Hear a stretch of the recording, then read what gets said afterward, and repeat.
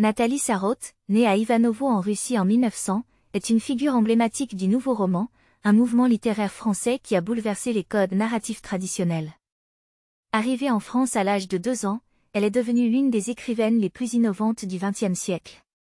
C'est un élément à ne pas négliger lorsque l'on aborde le thème « Théâtre et dispute » dans le contexte de sa pièce « Pour un oui ou pour un non ».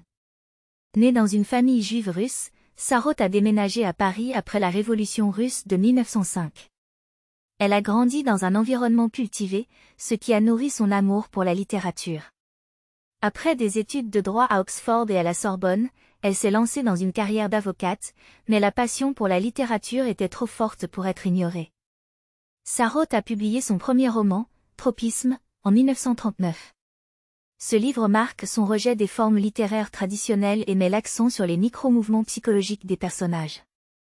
Avec des contemporains comme Alain Robbe-Grillet et Marguerite Duras, elle a contribué à établir les principes du nouveau roman, caractérisé par un rejet de l'intrigue, des personnages bien définis, et des descriptions linéaires.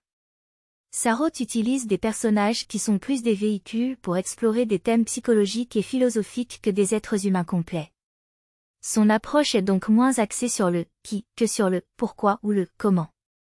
La pièce, Pour un oui ou pour un non, a été créée en 1982 et constitue un terrain fertile pour explorer le thème « Théâtre et dispute ».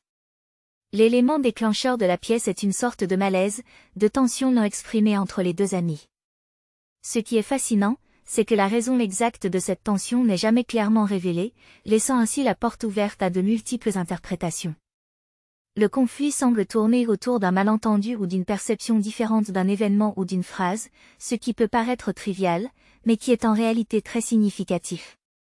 Ce qui fait de « Pour un oui ou pour un non » une œuvre remarquable pour aborder le thème « Théâtre et dispute » est sa manière de démontrer que le langage est à la fois un outil et une barrière pour la communication.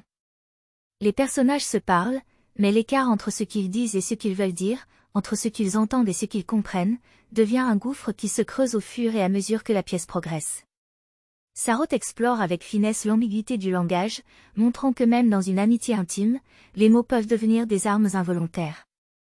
Les personnages semblent être pris dans un tourbillon d'incompréhension, d'attente et de déception qui sont profondément ancrés dans leur psyché. Ce n'est pas simplement une question de malentendu, mais une représentation de la manière dont nos propres angoisses, nos insécurités et même nos histoires personnelles peuvent influencer, et souvent gâcher, nos interactions avec les autres. La pièce est parfaite pour aborder le thème de la dispute parce qu'elle démontre comment des malentendus mineurs peuvent se transformer en conflits majeurs. Sarraute utilise des dialogues nuancés et des silences chargés pour montrer que la communication humaine est souvent plus compliquée que ce qu'on peut exprimer avec des mots. Le conflit n'est non pas de grands désaccords, mais de la perception et de l'interprétation des mots et des gestes, ce qui peut être une source de discorde, même entre les meilleurs amis.